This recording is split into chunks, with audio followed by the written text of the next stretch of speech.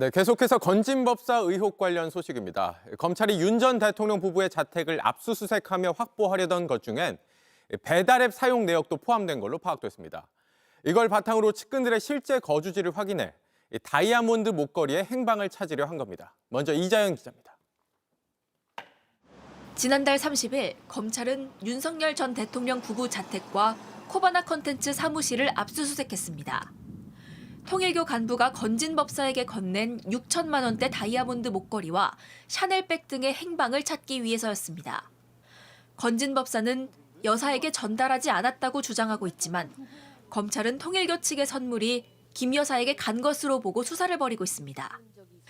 당시 검찰이 제시한 영장에는 김 여사의 휴대전화와 일기, 현금, 수표 등이 압수 대상으로 적혔는데 여기엔 배달앱 사용 내역도 포함된 것으로 확인됐습니다. 배달앱에는 사용자가 언제, 어느 주소로 음식을 주문했는지 기록이 남습니다. 따라서 수사기관은 주문 기록을 보고 휴대전화 주인이 자주 방문하고 머문 곳뿐 아니라 실거주지까지 파악할 수 있는 겁니다. 휴대전화 위치 추적은 전원을 끄면 무용지물이지만 배달앱은 사용자가 직접 동호수까지 자세히 입력하기 때문에 정확도가 높다는 평가입니다. 건진법사 수사팀은 그동안 사건 관련 주요 인물의 실거주지 확인에 배달앱 기록을 적극 활용해왔습니다.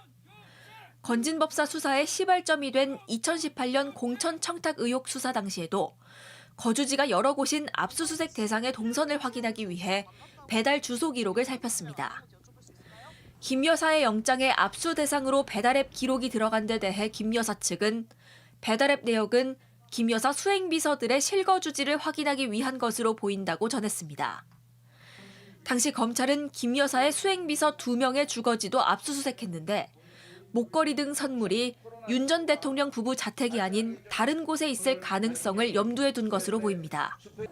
다만 김 여사 측은 검찰이 확보한 건 김 여사 휴대전화와 일부 자료에 불과하다고 설명했습니다.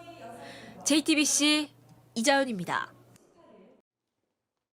JTBC 뉴스를 시청해주신 여러분 고맙습니다. 저희는 저녁 6시 30분 뉴스룸에서 뵙겠습니다.